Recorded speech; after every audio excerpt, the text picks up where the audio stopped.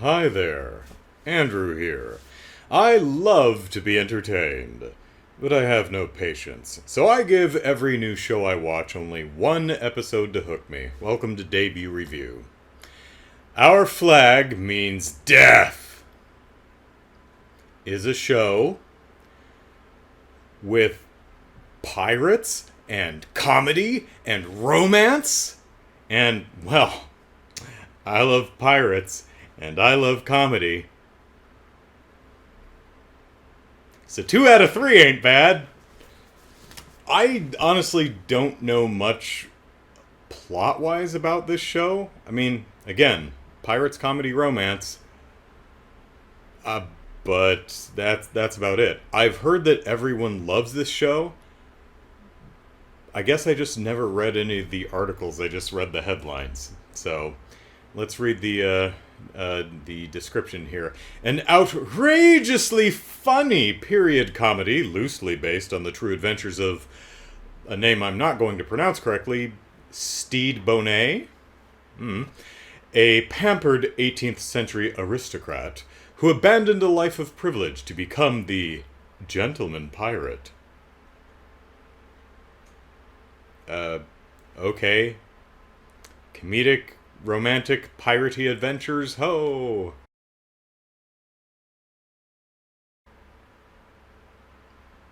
Romantic pirate comedy. Romantic pirate comedy! I was promised a romantic pirate comedy! There was no romance here! There were pirates, but there was no romance! What the hell, HBO Max? Where's my pirate romance? Maybe it's in, like, episode 2? I mean, it's a shame there was no romance in this first episode, but, I mean, on the other hand, that gives it time to build, to establish the relationships before committing to romance. Because, if you know me, I don't believe in love at first sight. And it bothers me when characters in movies or televisions are like, I see you, we're in love now. Huh? At least it's never happened to me, so if it's never happened to me, then it doesn't exist. So, there are pirates, and pirates are cool, but there's no romance in this romantic pirate comedy. Feels like it's missing something, and that something is romance and comedy. Yeah, this show has jokes in it. Lots of jokes. Jokes that are recognizable as jokes due to their structure as jokes, with setups and punchlines. And I recognized all of them for what they were. They're just not funny. To me. Which is a shame, because it made the 30-some minutes this episode takes to end a very painful and boring sit for me. Not only was the show, humor subjective of course, so the show for me was unfunny, but it was the kind of unfunny that's not just, aw, well, that's a shame, I'm not laughing, oh well. No, it's worse than that. It's the kind of unfunny that makes you uncomfortable. You know? Like, you just want it to stop. Because you're embarrassed for the show, the people who worked on it, the stand-up comedian who's doing this full elaborate set that they obviously worked really hard on and spent a lot of time on. And took great care in crafting all these jokes. And none of them are funny. And I feel bad. and I don't want to watch anymore. Because I feel so bad for everyone involved. There was one joke I found funny. I will share it with you now. The pirates do not have a pirate flag. Well, what kind of ship full of pirates does not have their own flag? So they're sitting around on the deck, and they all around a table, and they've got fabric all over the place, and they're all sewing their own flags so they can vote on, who has the best flag.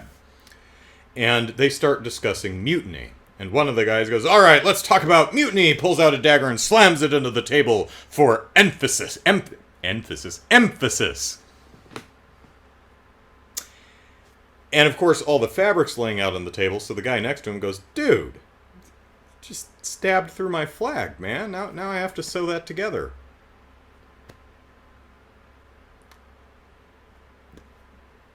That joke landed for me.